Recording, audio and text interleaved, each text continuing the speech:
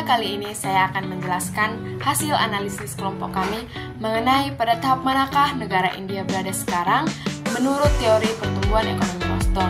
Nah, sebelum itu saya akan menjelaskan tahapan-tahapan pertumbuhan ekonomi menurut Rostow.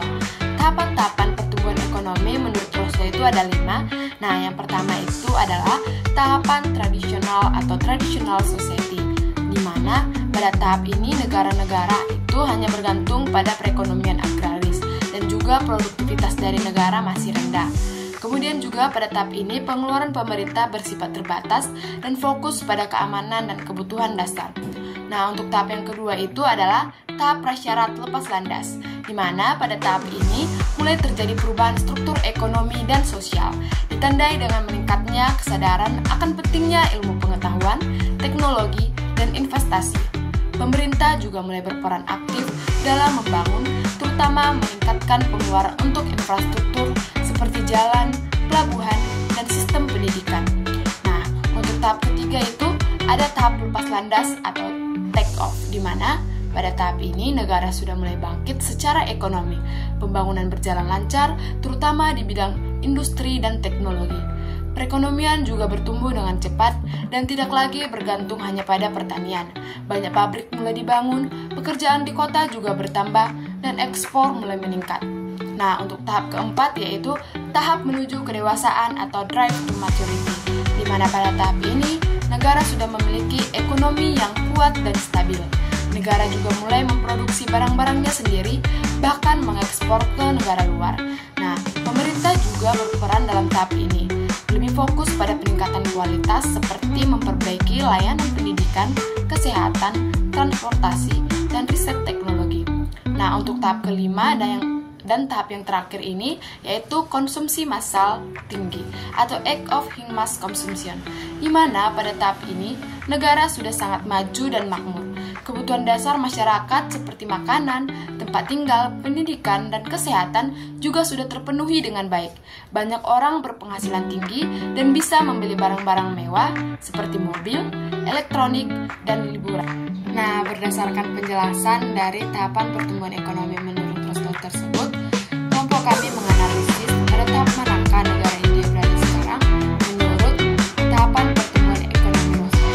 Nah, setelah analisis dari berbagai jurnal seperti Jurnal Globalization and Stage of Development and Exploratory Analysis karya Rasmi Umes Arora 2010, ternyata India masih berada pada tahap antara take off menuju tahap kedewasaan, di mana hal ini ditunjukkan dengan India telah mengalami pertumbuhan ekonomi yang cukup pesat pada sektor industri dan jasa. Namun di beberapa daerah India masih terjadi ketimpangan ekonomi yang cukup mencolok, di mana terjadi kemiskinan, infrastruktur kurang merata, dan kemudian pendidikan yang masih kurang juga merata.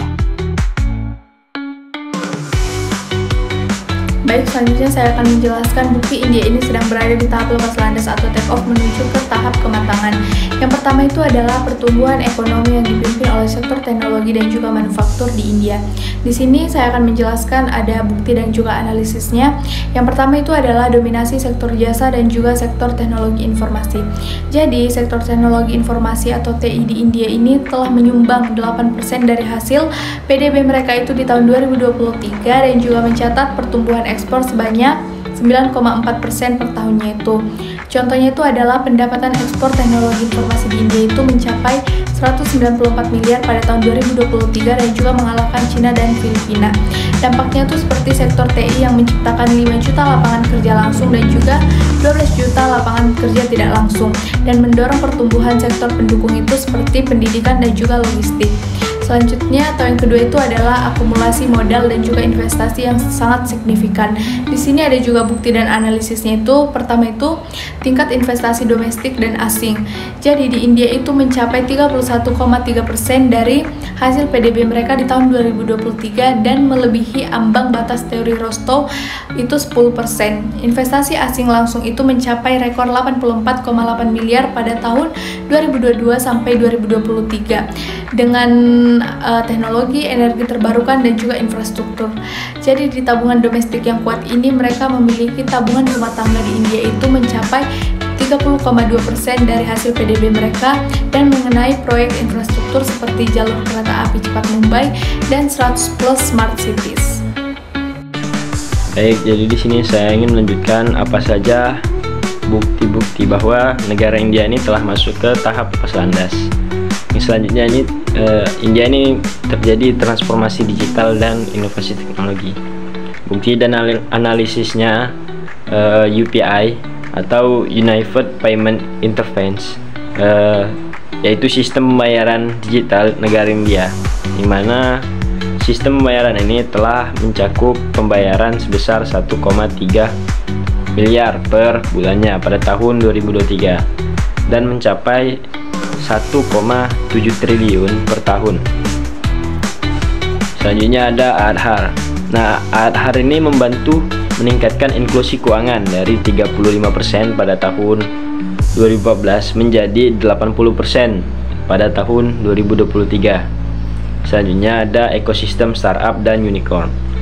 India ini telah memiliki 110 lebih unicorn atau perusahaan bernilai 1 miliar US dollar seperti Byju's, Ola pada sektor mobilitas dan Pharmacy pada sektor kesehatan dengan total valuasi sebesar 350 US dollar. Selanjutnya terjadi dividen, demokrasi, dan urbanisasi, seperti populasi muda yang produktif. Jadi 60% penduduk negara India ini berusia di bawah 35 tahun dengan 12 juta orang memasuki pasar kerja setiap tahunnya. Upah tenaga kerja terampil India ini sebesar 40% lebih murah daripada Cina dan menarik investor luar.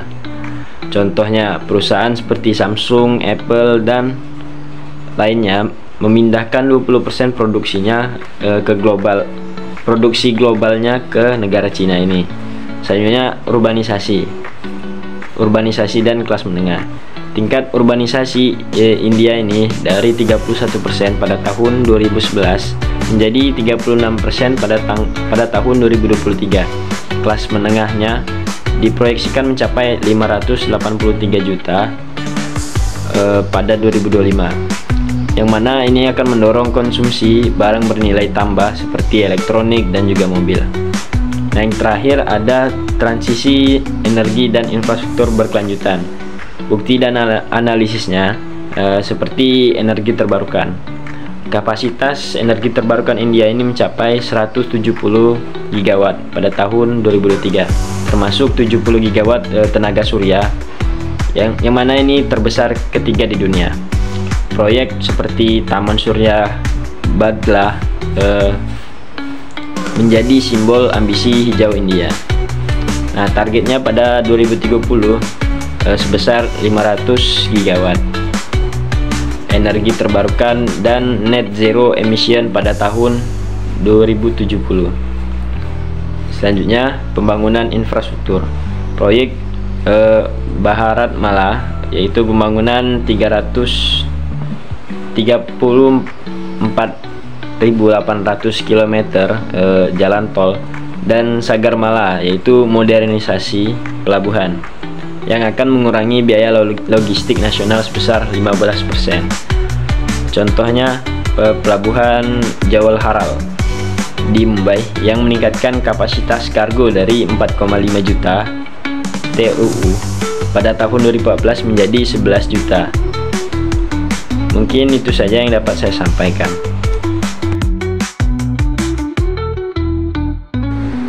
Baik, jadi di sini saya ingin menjelaskan apa saja sih saran-saran yang dapat digunakan negara India ini agar negaranya berkembang dan maju. Nah, untuk saran yang pertama, India ini harus meningkatkan investasi terutama di bidang pendidikan agar menghasilkan sumber daya manusia yang berkualitas di masa yang akan datang. Karena dengan meningkatnya investasi di bidang pendidikan ini dapat menjamin masa depan bagi negara India. Selanjutnya, India ini harus meningkatkan investasinya di bidang infrastruktur seperti pembangunan jalan, pembangunan jembatan, dan pelabuhan. Gunanya untuk meningkatkan tingkat efisiensi dan mobilitas India ini dalam produksi barang dan jasa. Nah, yang mana produksi barang dan jasa yang efisien akan meningkatkan tingkat pendapatan di suatu negara. Nah, selain punya dampak positif, saran ini juga punya dampak negatifnya, antara lain biaya yang mahal dan kesulitan dalam mencari tenaga kerjanya. Oke, seperti yang sudah dijelaskan oleh teman-teman saya yang sebelumnya, kali ini saya akan melanjutkan penjelasan yang sudah dijelaskan oleh teman saya. Yang ketiga yaitu penguatan sektor manufaktur. Pengembangan sektor manufaktur penting mengurangi ketergantungan pada impor dan meningkatkan ekspor. Menurut teori pertumbuhan Schumpler Nuriham 2023, inovasi dari para pelaku industri adalah motor utama perkembangan ekonomi. Lalu yang keempat, ekspansi sektor jasa.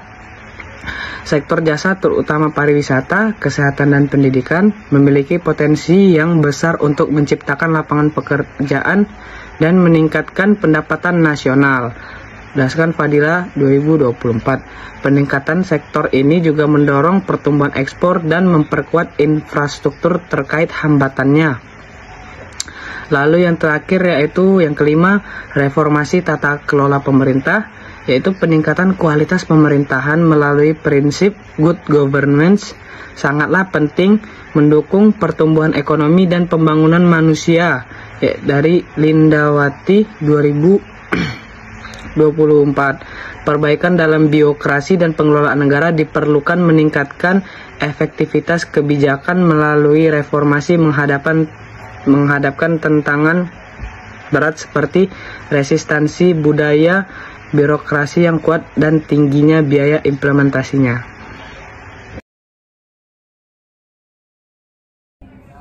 India itu memiliki potensi besar untuk menjadi negara yang lebih maju. Lembaga internasional seperti Bank Dunia, McKinsey, OECD, ADB, termasuk juga UNESCO itu sepakat bahwa kunci suksesnya terletak pada yang pertama itu pendidikan dan infrastruktur. Investasi yang kuat di bidang pendidikan dan infrastruktur, contohnya kayak jalanan, pelabuhan, itu akan meningkatkan produktivitas tenaga kerja dan pertumbuhan ekonomi yang kuat di negara India. Yang kedua, industri modern. Pengembangan sektor manufaktur dan jasa yang bertambah tinggi akan menciptakan lapangan pekerjaan dan meningkatkan daya saing antar India. Yang ketiga, pemerintahan yang bersih. Reformasi birokrasi dan pengurangan korupsi akan meningkatkan efisiensi dan kepercayaan investor, sehingga ekonomi tumbuh lebih cepat. Yang keempat, kualitas pendidikan. Pendidikan yang berkualitas tinggi akan meningkatkan pendapatan per individu. Itu akan mempercepat pertumbuhan ekonomi secara berkelanjutan.